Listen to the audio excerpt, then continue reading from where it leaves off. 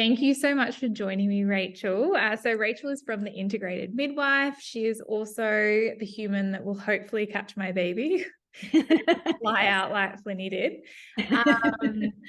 The reason I guess I felt that I aligned with you, Rachel, was the background that you had. I'd heard such wonderful things about you, and I'd also done a fair bit of stalking online.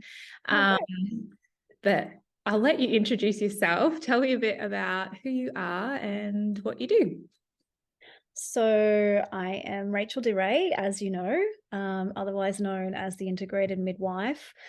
I chose that name for myself because it really fits my philosophy. I have spent a lot of time in the hospital system, honing my clinical skills, and also a lot of time prior to midwifery in the natural health world. So I really love combining natural medicine and complementary therapies with the clinical side of things because let's face it, sometimes we need both. Oh, I love that answer. That was so good. Great. And it's so hard being a clinician. Like, I sometimes feel that if I touch on things that aren't, I don't know, exact medical model, that I feel a bit iffy and scared about it. But I love that you're trying to incorporate the two because I think there's so many merits in both worlds, so to speak. Absolutely. So you were, I can't remember what exactly you call yourself on the website, but you were a massage therapist before you were a midwife? Yeah, so I started massage therapy back in 1997, Yeah, showing I my was age. 2 years old. I wasn't. um, and I was a massage therapist for a lot of years. I've studied, initially it was just Cert 4, which then became remedial diploma, etc. But I did actually specialize in Hawaiian massage, kahuna, which I really loved. And I worked with a lot of women that had a lot of trauma in their bodies. And I helped them go through a process of releasing that trauma for themselves. So I have worked quite closely with women and trauma, and especially trauma that gets locked in your body, unfortunately. I Yeah. love that you're acknowledging that because that's something I've only recently sort of learnt about in the past few years, but that's amazing. What made you feel the niggle to become a midwife? I have always wanted to be a midwife. I am the oldest of 6.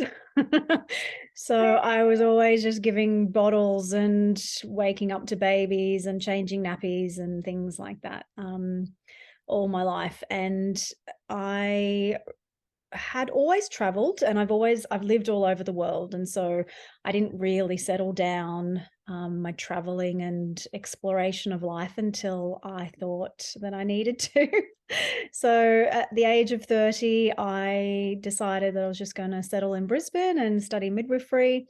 And here I am, 16 years on, still here and just loving it. Oh, I love that. I love that. And because I was a midwife student for 2 days. And I'm glad I hit pause now, but as I hit my 30s, I'm like, this feels like it might be the next step. So I love that you said that because, yeah, I feel like it is a calling. Yeah. And you can certainly meet the people that are doing it from their heart space and really, really love it versus a job. And I feel like that's always the vibe I've got from you is that this is your soul's purpose. It is absolutely my soul's purpose. I need to remind myself sometimes that I'm working because I really just love what I do so much and supporting women. It's just definitely my soul's purpose. Yeah. I love that. And like when you're in flow, I think that they just are wonderful as well. Like even in our appointments, it doesn't feel like I'm having an appointment. Like it's really great. So how long were you in the hospital for? About 15 years. Yeah. And what made you want to step out into your own business? Well, I actually wanted to become a midwife to become a home birth midwife from the very beginning. That's what I thought that I would do. And I got stuck in the hospital system for 15 years for lots of reasons. There's lots of perks in the hospital system, but I really loved gaining the clinical skills that I have, and that I have brought that into my private practice, and that's really invaluable. I'm so grateful for that. But I also loved being, some people used to just call me the angel on the inside because I really loved being that person for women in the hospital system that would have loved to have had a home birth or something different, or just a more natural birth, and I always helped to facilitate that wherever I could. Yeah, and you were a clinical midwife in the system as well, which meant you did a lot of educating and teaching other midwives. And And running the unit, and being in charge of the suite, which is always a big job in a busy tertiary hospital. yeah, I can imagine. Yeah. When you made the step into your own practice, what do midwives have to sort of go through before they become a home birth accredited midwife? Yeah, so I'm a endorsed private practice midwife, which means that I did a little bit of extra postgraduate studies to do my prescribing and diagnostics, so I can prescribe drugs and order scans and blood tests and things like that. So I did that postgrad study. There, you have to be a midwife for, I think it's about 3,000 hours or 3 years equivalent. So you need to have a little bit of experience behind you as well. I have worked for a couple of private companies, I guess, in Brisbane as an endorsed midwife, which really helped me with going into my own practice. Yeah, amazing. Do you have your own babies? I don't even know if I've ever asked that, No, Rachel. I haven't birthed any of my own babies. I actually have really bad endo and PCOS, so I couldn't birth any of my own babies. But to be honest, I just have really loved being there for other women. Like, I feel like I've birthed thousands of babies, to be Yeah, honest. and you have such a maternal energy about you, like Yeah. sitting next to a hug in a human body. Ah, thanks. And so you stepped out on your own. So you did this extra qualification. You stepped out on your own. And how long have you had the integrated midwife for? For 18 months now.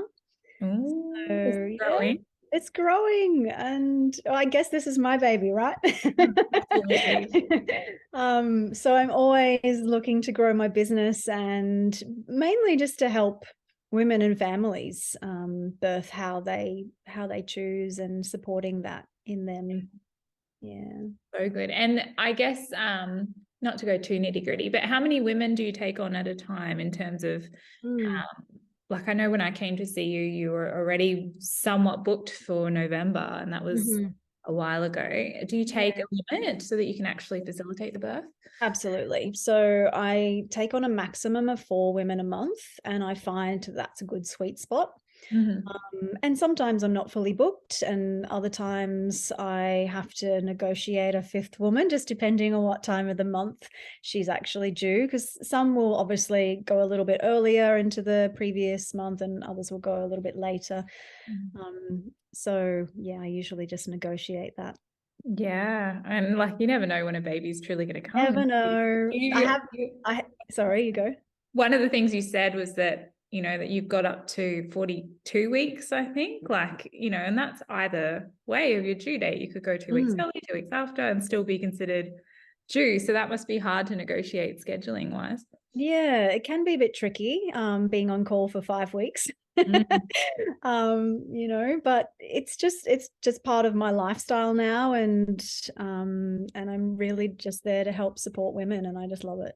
I love that. Yeah. And I guess when people are considering birthing at home, what makes a good home birth candidate? I think any woman that wants to have a more natural focused birth, a physiological birth, and that doesn't matter if it's at home or in a hospital situation, but if a woman has had not great experience in a hospital system with a previous birth or births and doesn't want that for herself again, then that usually will push a woman in towards having a home birth. Also, first-time mums who don't want to have the horror stories that they hear from their family and friends, and they just want to avoid that altogether without going through that birth trauma. They usually want to give a home birth a go. And there's good research at the moment. There was a study that came out about a year ago that said that first-time mums and second-time mums had good positive outcomes from home births. First-time mums did have a higher transfer rate to hospital of about 45%, and that was mainly for pain relief. But I find that hasn't been the case for my clients. I find that when women decide on having a home birth, we really just do everything we can in order just to keep getting her through. Yeah. And I had a friend, actually, a girlfriend just had her first baby at home, and she was fierce in her decision that was what she was going to do. And she didn't transfer. She had a home birth. But when I went to go and visit her in her Italy, she did say, she's like, I don't know if I expected it to be the marathon that it was. Yeah.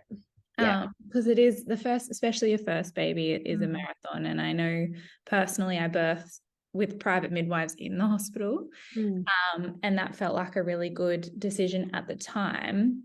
But I think as I've gotten a little bit older, and it's less about I guess the hospital experience was always part of it as well. Like, oh, we get to drive to the hospital now to have the baby. It's more like, actually, no, my living room's pretty comfy. Like, I bought the furniture. I want to sit on it. Fair enough. Like, it sounds great to be at home. So I feel like it's such an individual decision. And you just touched on safety. So, I mean, it is safe. And I think that there are a lot more evidence-based stuff coming out now about, you know, it's on par with a hospital birth in terms of safety. Like, what are some of the things you do in your practice when you're, you know, coming to someone's home to make sure that you are monitoring the situation and maintaining that safety? Yeah. So I always set this up at the very beginning and through the pregnancy as well. We go through some reasons that we might need to transfer to hospital, just so it's not a shock to a woman if something was to happen, and then I'm having a conversation with her about needing to transfer. As a clinical midwife, well, you know, obviously I have a big toolbox of clinical skills, but I carry oxygen with me. I have a CPAP machine. I have all the drugs that hospitals have if a woman was to have a bit of a bigger bleed. And so I manage a lot of things at home themselves. Sometimes I just, you know, like I need to cannulate and pop a drip in or something like this. But I never hesitate in calling an ambulance if we need one. And I never hesitate in transferring to hospital if we need to. The only thing that I do say to clients when they're booking in with me is that there's always a delay in getting to emergency services, whether that's the ambulance coming to us or us transferring to hospital, because I don't have that magic button on the wall that I can press and the room fills up with people in seconds. But I can maintain an obstetric urgent situation whilst we're waiting for that transfer to happen, if that was to come about. But I find being a midwife, we are always looking a few steps ahead anyway, just to prevent a bad situation. And so because I'm always looking ahead, I'm changing things to prevent other things happening in the first place. So that's how I work, and I feel like that's worked well enough so far. Yeah. I think in any situation, there's always the what ifs and what could happen. But I think just having plan B and C there, and I don't actually know if people know that you can just call QAS if you think you might need them, and they will come and support you. And that's it. And yeah, we don't always need to transfer. There's been many times that I've called them just because the second midwife was en route but wasn't going to make it in time and birth was imminent. And so I usually just give them a call and just say that, and just say that it's not an emergency, but I'd like a team here just in case I need somebody. And then they just wait for the second midwife to arrive, and once everything's fine, then they leave. And it's great. I use it as a good teaching opportunity for them as well. because they're usually quite terrified of birth and they don't get exposed to it, but they will at some stage in their career. Yeah, exactly. So good. Mindset. So mindset is massive, obviously, in this. I guess first time mom having a birth at home, what is the sort of thing that she should be focusing on, or even second or third time? Like, I know I'm going into this and I'm really having to focus on the end result rather than the pain, because I'm very aware of the pain. I've had 2 natural births. Where can we start when we're preparing for a home birth? I think it really just depends on the woman. It's so individual. I usually say to first-time mums, prepare for a marathon, and if it happens to be a sprint, then bonus. Well, sometimes a sprint's, quite intense anyway. But I find actually first-time mums at home tend to birth like women that have had babies before, and I feel like that's because they feel relaxed, very relaxed and safe at home. So yeah, I think mindset, it really just depends. Some women do hypnobirthing. Some women, I speak with them about their individual personal traumas or issues that they feel like that they might get stuck. And I always have an appointment with women around 28 weeks for the pregnancy care planning. And I go through a lot of things about, what would you like? Do you feel like you would like me to support you? Are you a person that would like positive words of affirmation or touch? And then I always just gauge it on the actual day or night, because some women might say, oh yes, I'll absolutely want you to touch me all the way through. I want you to massage my back and squeeze my hips. And then when she's in labor, she says, don't touch me. Because there's so much going on the inside that any other extra stimulation on the outside really is just too much. Or yeah, some women might think that they might want quiet time when they really want somebody to constantly say, you're doing great, this is all normal, I'm not worried about anything, keep doing what you're doing. So it's always just about really gauging it at the time, finding out a woman's preferences, and then just seeing what needs to happen at the time. Finding out love language. Finding out love language. And I love love language. Fantastic. Yeah, I think mine shifts, because I think I go from being like I need to be held to telling everyone to F off. Like, yeah. It shifts throughout the day, but we'll talk about that in about 4 weeks' time. Yeah, great. And honestly, like, it's not like I haven't been told to F off before. I think it's more like, can this pain fuck off? Then please don't leave because I need you. Yeah. Birthing positions at home. So I saw a fantastic birth photo of a woman that was like sitting reverse on a toilet with her head on a pillow. Yeah. And I know that it's not the most romantic place, but it really helped me dilate very quickly with my daughter, my firstborn. It really does. What sort of positions help your baby sort of make that descent? Definitely the toilet's a favorite one. And as soon as I mention that, there's something inside a woman that goes, oh, that's a bit gross. But essentially what I do is I pull the toilet seat up and I put a nice towel in the bowl, put the toilet seat back down. So it's not just like you've got the toilet water, pretty between close you to and the baby. Yeah, exactly. So yeah, the reverse position on the toilet is quite a good one. Just sitting on the toilet in general just really helps a woman's pelvis open and baby to descend. Any kind of squatting positions is good, but I find that in early-ish labor, women are more upright and swaying. And then as she moves a bit more into active labor, then she's leaning forward on benches and swaying her hips that way. And then as she's getting closer to birth, she likes to get closer to the ground. So I usually just watch women and always just support whatever they need. A lot of it depends on what position baby's in as well. So I find that if I have a feel of the woman's tummy and I feel like baby might need a little bit of a rotation, then I'll get mum into certain positions in order just to help rotate bubby and navigate the pelvis as well.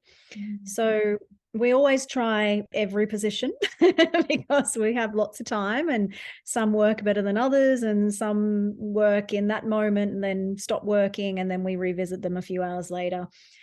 It really just depends, but the toilet definitely is a favorite one, and kneeling in the birth pool is also a favorite. Yeah, okay. And if you feel that labor stalls, so I know with my second, he was sunny side up, OP. Okay, yep. Yeah. And there was one night where I knew that if I laid on my left side, contractions would start. Yep. The moment I rolled, he would come out of that position and contractions would stop. So I actually got a bit of fright and I was like, oh, I'm contracting, I'll move. And I stopped labor myself because I just wasn't ready. Yeah. What do you do if it stalls? I mean, say I've rang you and you're on the way to the house and then I call you back and say it just stopped. Yeah. Like, how can we restart it again? Or is it better, one of those things where it's best to just try and get some rest? Yeah, absolutely get some rest. So if everything stalls at home, unlike being in a hospital system, I don't have a schedule of needing to hurry everything up all the time and getting a woman upstairs because we need the room for somebody else. So at home, if labor stalls, then I just think, great, this mama can get some rest that she needs. And I find that as soon as it starts again, we're pretty much having a baby. So I don't ever worry about that. In hospital, there's usually a recommendation of augmentation, just to having the drip so we can get the contractions going again. But, obviously I don't use a drip at home, and I feel like we don't need to get things going. But if labor was to stall for quite a few hours, in the middle of active labor, I obviously try to do a lot of processes with women and try and work out what might be holding everything back. And if that doesn't work, I do have some amazing herbs that I use.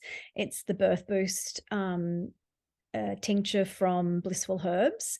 And I now have learned that I never give that unless the second midwife is already there, because that really gives birth a boost.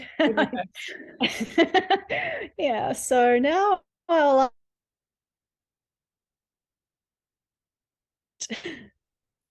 Oh, you cut out at the end there, but so the turbo boost is pretty much what happens when right. you give that. Yes, that's right. Yes. Awesome.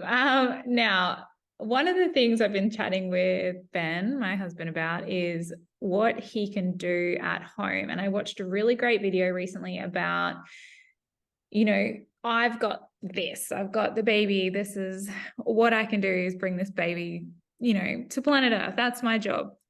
His job is more about being a caveman and getting set up. And even when we left your office and you gave us the list of things, he's like, I'm going to do that, babe. Like, give that to me. I'll just have it ready and then you can just check it. And I was like, this is so great. Like, he's really stepped up to be like, that's what I can do. That's what I control. Yeah. I guess, what are some tips for dads? What can dads be doing in that space that you find is really supportive for mums? I always have a chat with dads about that prior, just to gauge their personality type and see what they might like to do.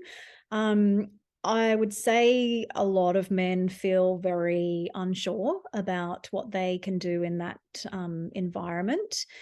And at home, because I don't have lots of other hospital staff around me doing lots of different things, dads become my helping hand, which is great because there's lots of practical things that I can get dads to do. And they really love being the practical person because they're helping in a way that they know and like to help in. But I always just make sure that, because essentially, the birth is about you and your partner. You're having a baby together. It's not about me. I know that I'm the medical professional, but it's really, I like couples to be together as much as they can, and support each other as much as they can. So I always will just see what needs to happen. Then I might say to a dad, just squeeze her hips here, or hold the cold washer on her forehead, or just hold her and let her rest into your shoulder, or whatever it is that looks like the woman needs at the time. Then I will just help to guide dads, because I don't want any dad to feel like they don't know what they're doing, and they don't know how to be in the space, because it's, he is a huge part of this whole birthing process. Absolutely. And there were times, especially during transition, where all I could do was hold on to Benny. Oh my God, it's gonna make me cry. But like just knowing that he was there, it didn't matter who else was in the room. Like there was a flurry of activity. He was there, like he was my home. And I think that that is just the most wonderful thing when dads can feel empowered in the space, especially in a hospital where they may not be comfortable. I feel like that's the difference as well in home birth for the dads, is that this is Ben's home. This is his place. He knows where he's at. He knows what I need. It got me all excited then. It's gonna be great. Great. So that's so funny, actually. Well, I just thought of it. I had a really beautiful midwife, Becky, for my first babe, and she showed Ben pressure points on my hips, and he just hung on like this was my job. At the moment I went into labor with Flynn, he's just like assume the position. It's the one thing I know how to do. Don't take this job. So I love that you provide that bit of guidance too. Yeah. Having kids present for the birth. Yeah, I always say it depends on the personality of the child or children. It doesn't matter about their age or their gender. It really just is a personality thing. I've had lots of kids involved and they love it. Some like are really right up in the business end of things, and really just it's so exciting for them, and others need to wear some headphones and have a screen, just so that they can focus on their screen and come and go whenever they feel like they want to. I always say just have a plan B, C, D, and E for childcare, just in case it's 2 a.m. and you're laboring and you're vocal, and the kids all wake up and they need to go somewhere, and people that have said, oh yeah, just give us a call anytime, and then you call them at 2 a.m. and they've got their phones turned off. So I think it's always good just to have a plan, just in case the kids are upset or don't want to be there, or if the woman also feels like she will just want to go into mum mode for the kids and not actually be present for this labor, that will actually stall the labor. So usually when mums know that their other babies are being looked after and safe and away, for her to really drop into that space, and that's when mums will birth really well. Would you recommend having an extra person here for the kids? It depends on the personality of the kids and who the extra person is, and if you're happy for that extra person's energy and personality to be in your birthing space. Yeah, that's a big one too. I haven't had my mom or my in-laws. Like it's just been Benny and I, and this birth I've been really weighing up what we're going to do. Yeah. Plan A is to shove them at my neighbor's front door, but we'll come up with a plan B, C, D as well. Yeah. I think it's always good to keep their routine as well. If they go to daycare or school, obviously, then keep that routine. And it's important for them to not change their routine when their routine is about their home is about to change. And a lot of births do happen at nighttime. So I find that mums will put the kids to bed, even if she's been niggling all afternoon. And once she's got the kids off to bed, she'll allow herself to go into labor and have a baby overnight while the kids are just sleeping. So I find that also is good, but sometimes it can be a bit tricky if we do need to transfer to hospital and the kids are at home in bed. And so we always have to just plan a few things. Yeah. And one thing I didn't ask, just backtracking, if you transfer to hospital, you go with? Yeah, absolutely. Yeah. So I go for lots of different reasons. One, because I want to, and there's a rapport that we've built, and there's a trust and a relationship, and I feel like women definitely need that relationship in a hospital setting. So I just go to help navigate the system, really, and personalities, and make sure that a woman understands everything that's happening and giving true informed consent. So yes, that's quite big. But yeah, so I usually just support a woman. I'm not the clinical midwife, so the woman will have the hospital midwives and doctors look after her. But I always say if we need to go to hospital, we don't go and say no to everything. You know, we're going there for a reason. And yes, it wasn't the original plan, but it's part of the collaborative care. Yeah. Yeah, Yeah. And it's a safety thing as well. Like you're not absolutely. leaving because everything's going well. You're leaving That's because you right. might need a bit of help. So That's yeah. right. Exactly. Now placenta. Oh yeah. So my first one scared the crap out of me and I threw it in medical waste. Yep. My second, I brought home and kept it in deep freeze for 2.5 years because I didn't know what to do with it. But You, it's you, now, and, you and most other women. well, it's now growing a mandarin tree, Great. which is beautiful. I'm like, great, Yeah. this is amazing. What can you do with your placenta? Yeah. There are lots of different things. We can either throw them in the bin on bin day, but pop them in the freezer Yeah. until bin day at home. People just do some art with their placentas. Some people encapsulate them, which is what I do as well. I provide this service mainly for women because they have said to me, women that have had babies before that haven't encapsulated their placentas and then have had babies with taking their encapsulated placenta, have said that they feel so much better, their mood's stabilized, their milk supply is great, they feel replenished. And so I've got that anecdotal evidence of a lot of women saying that to me. Obviously, there's not a lot of research around it, probably because you can't tax placentas. Exactly. Yeah. I'm sure somebody will find a way at some stage. So yeah, not a lot of research, but lots of anecdotal evidence that it really helps women with their postpartum recovery. Yeah, I've heard more girlfriends around me that have had it and not had it, and it's been night and day for them in their postpartum recovery. And I guess it just makes sense. I mean, the placenta makes hormones, Yep, it rich does. in iron, all of that stuff. Lots of other trace minerals and Yes, somewhat makes sense in my head too. So I will be encapsulating this time. great. So a lot of people, I guess, may not be able to access you if they're around the country, but what should you look for when you're trying to find a midwife that really is going to align with you? I always say interview a couple of midwives, at least two and maybe three. I know we're all very busy these days, so that sometimes is a bit hard in itself, getting people to be able to meet up with you.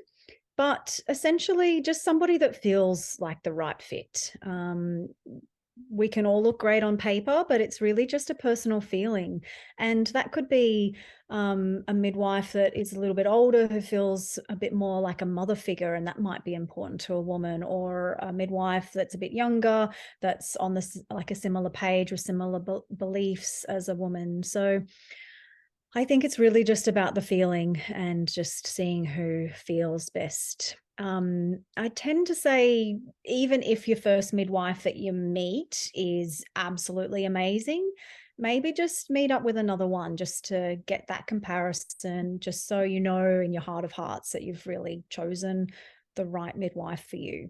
And we don't take it personally, because I know that if a woman doesn't feel 100% comfortable with me, she's probably not going to birth really well. And so I always just support a woman. It's woman's choice who she wants as part of her birth team. Yes, I love that. I know that sometimes you can sit down and meet with people, and I've had this when I've gone to a GP where I just sit there and I'm like, this isn't the right fit. So I think that's so important, especially when you're in your most vulnerable state. You're relying on that practitioner for, to be your logical brain at that point and hopefully, guide you there. For Brisbane-based people, how do they get in touch with you? So Brisbane and Gold Coast, I do go down to halfway down the Gold Coast, the northern end. You can get in contact with me via my website, which is www.integratedmidwife.com, or my socials, which is Facebook and Insta, are both the Integrated Midwife. They're the best ways to get in contact with me. Perfect. That's all amazing. Thank you so much for taking the time to chat with me, Rachel. But yes, this is very Welcome. exciting. Thanks This for just got me inviting me. amped up now. Oh, great. Okay. Anyway, thank you, Rachel. Welcome.